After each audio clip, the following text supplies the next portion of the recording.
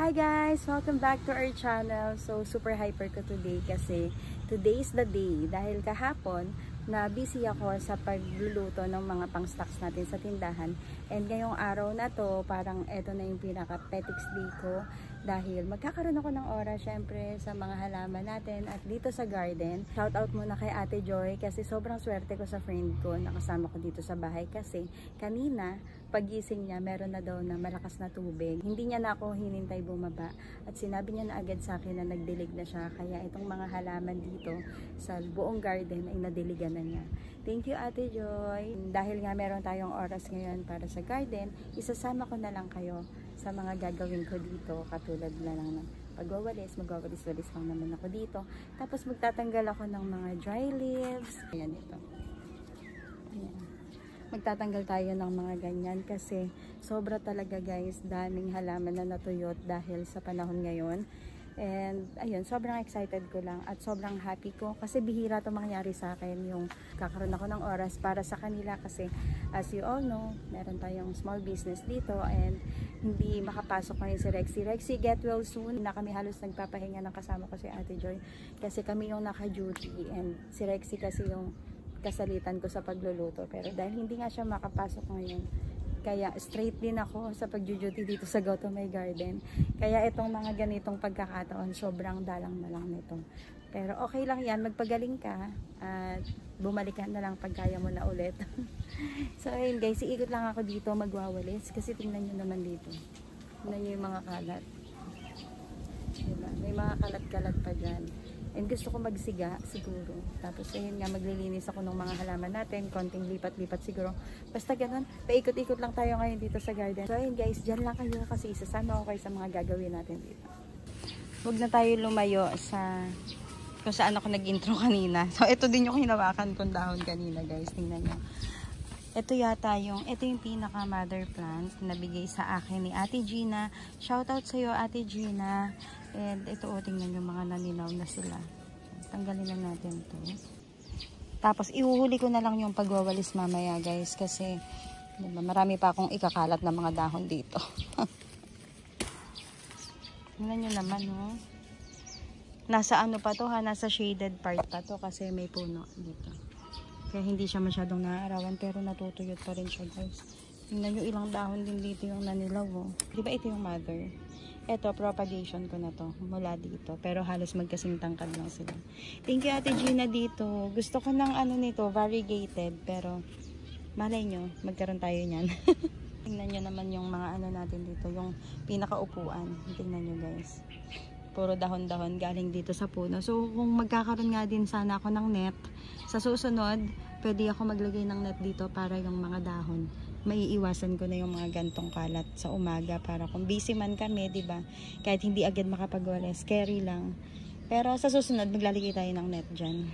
And pinatanggal ko na rin yung Happy Valentine's Day dito. Tapos tinanggal na rin ni Ate Joy yung mga puso na mga nakasabit dito sa garden natin kasi tapos na yung February and ikakabit na lang ulit natin yung next Valentine's Day. So, ayun.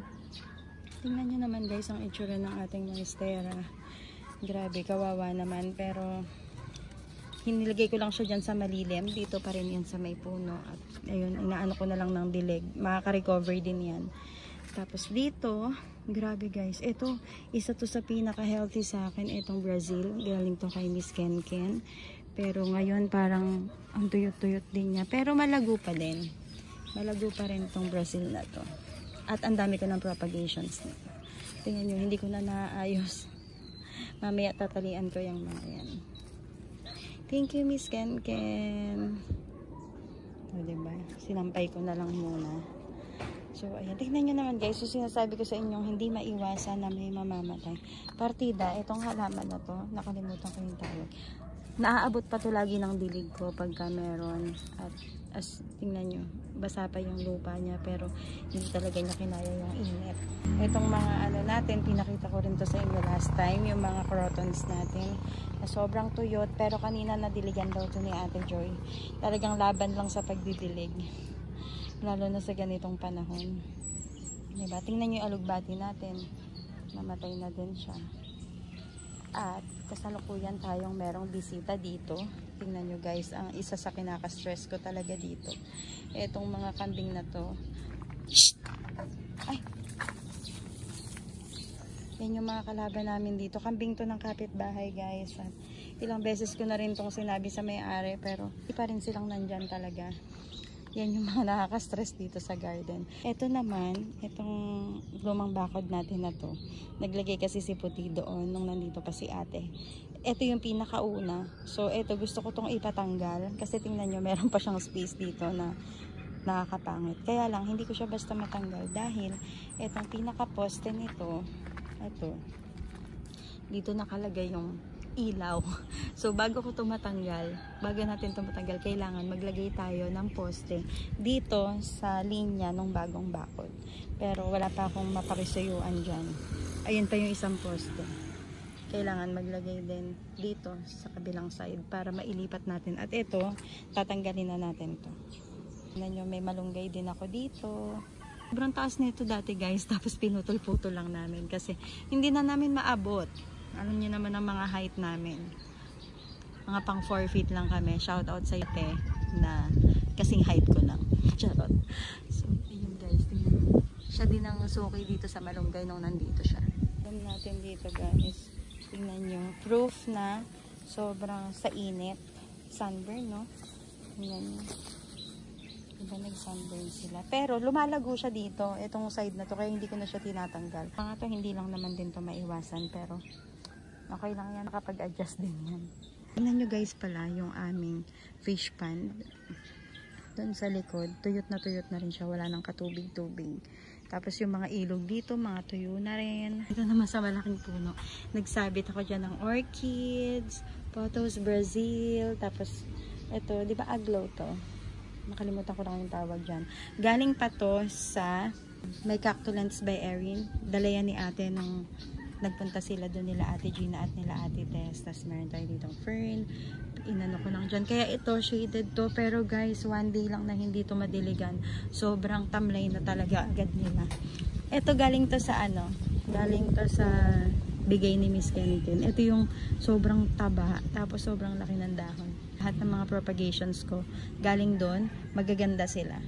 Yung pinakita ko sa inyo kanina, yun yung mother na galing kay Miss Kenikin. And naalala ko dati nung binigay sa akin ni Miss Kenken, parang ganito lang siya. Yung dulo lang nito. Tapos ngayon, ang dami-dami na nila. Thank you ulit, Miss Kenken. Tapos ayun, yung pinapatulay ko ditong photos. Pinakita ko rin to sa inyo last time. Ayan, nandun na sila. Nakakapit na sila. Kaya, kahapon, nagpatanggal ako ng mga sanga-sanga ng ipil dito. And ayun, dito naman sa kabila, etong side naman na to. Ito yung ginawa ni ate. Tignan nyo naman to guys. Ang ating, nakalimutan ko kung anong tawag dito. Parang may, basta parang may bird yata to. Hindi ko alam. Ayan, ang tangkad na niya. So, mamaya magugupit-gupit din ako ng mga sobrang tangkad na. 'Di ba? Tapos, tignan nyo naman yung mga halaman natin dito sa gilid. Dito sa gilid, guys. Tignan nyo yung burley marks natin. Ganun din, oh. 'Di ba? So, tatanggal-tanggal tayo niyan. Tingnan nyo naman tong ating philodendron. Malulungkot. Kalungkot din habang malungkot sila. Ito naman ay 6 years old na tong ano natin dito. Jadelet. Diba? Ang ganda. Mas okay yung itsura nito kaysa yung jadelet dun sa may maliit na kubo. Kaya iniisip ko rin ipalipat yun kasi parang hindi siya masyadong maganda doon. Ito magaganda yung mga dahon niya. Ano yung ating basket plant dito. Nabigyan ko na nito si Ate Gina at saka si Ate Tess. Variegated basket plant na nagsimula lang sa isang pirasong ganito kalaki. Hanggang sa dumami na ng dumami. At ngayon nakahang siya dyan. Hindi ko na rin na-check guys. Tignan nyo, puro dry na yung mga dahon niya. Pero ito pwede ko na yun i-cut dyan. 1, 2, 3, 4, 5. May 5 na agad tayong basket plant pagka naayos ko yan. Ang hirap lang talagang kumilos pag walang tubig, no? So, ayan. Tapos ang ating mga mga photos na medyo hindi rin kagandahan yung mga dahon nila ngayon. Tingnan nyo. Tapos ang atin namang mga crotons na ang tatangkad, matangkad pa sa akin.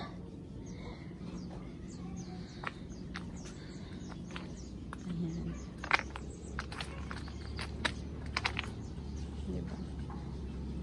Ang tatangkad na nila. At dito meron tayong mga yaka. Ito spineless cactus ang tawag dito. Kasi itong mga yaka from cuttings, meron tayong 3, ay 4 pala, pero hindi sila masyadong mataba pa, pero magaganda sila. Meron tayong mga nakahang na plants. Mostly propagations tong mga nandito. Ang isa sa kinakawilihan ko ngayon guys, ang ating bougainvillea. Galing lang to kay Rexy. And sobrang ganda ng flowers niya. Sobra. Kaya gusto ko mag-collect nito. Gusto ko yung iba-ibang kulay. Tingnan nyo naman. Diba? Tapos alam nyo ba, ayan na yung mga bulaklak niya. Pero tingnan nyo kung saan siya nakatanim. Ayan lang siya. Ito. Ayan lang. Tapos ang daming flowers. Ayun. Diba? Gusto ko makapag-collect ng mga bougainvillea kasi ang ganda pala nila pag ganitong panahon. Parang sila yung pinaka-blooming ngayon. Cactus din tayo dyan na super haba. And yan. Ganda. Ito rin yung propagation ko guys. Galing dun sa Brazil. Tingnan nyo ang healthy. Tapos ang ganda niya, no? Itong mga nakasabit dito, puro propagations ko lang din to. Ayan, nandiyan sa gilid ng natin. Ayun yung garden. So, nandito lang to sa may gilid. Tingnan nyo naman yung mga dahon. Grabe, diba? Virulence natin, guys. Konti na lang sila. Pero ito, ang ganda nito. Diba? Tingnan mo sa sobrang tagal, nakalimutan ko na yung pangalan. Tapos, ito, mga iilan lang yung mga makikita mong nagbo-bloom. Tatry ko mag-propagate ng mga to. Tapos, ayan lang yung mga makikita ngayon. Bilang na bilang lang talaga guys. Pero yun nga, walang aayaw kasi talagang magtatanim tayo, walang makakapigil. Hi guys, so nauwi na sa plant update yung pag-iikot-ikot ko dito na dapat isasama ko kayo sa paglilinis. Pero okay lang yan, plant update na lang muna tayo. And yung paglilinis ko dito ay hindi ko na muna kayo isasama dahil masyado nang mahaba ang vlog natin at baka mainit na kayo. So ayun, maglilinis na lang ako dito. Tapos next time, pakita ko na lang sa inyo kung paano natin ito naayos. And hindi pa po kayo nakakapag-subscribe sa ating channel, please do subscribe. And don't forget to hit the notification bell para lagi po kayong updated sa lahat ng mga ganap natin sa Go to My Garden and sa aming buhay probinsya. And guys, kung hindi pa po pala kayo nakakapag-follow sa ating page, ayan, ilalagay ko po dito ang ating mga Facebook pages and please do follow us po. And ayun, thank you so much for watching. God bless you all and I'll see you guys on my next vlog. Bye!